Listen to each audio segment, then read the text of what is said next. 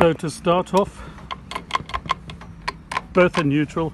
I always start it, put down on the clutch, ignition to the left for about 10 seconds, and then to the right for the starter.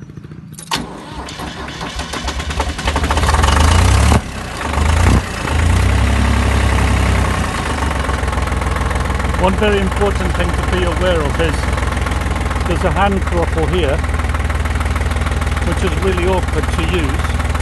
You only really use this when the thing is, well, when you're driving for ages. Down here, the foot throttle. So just like on a normal vehicle, just use the foot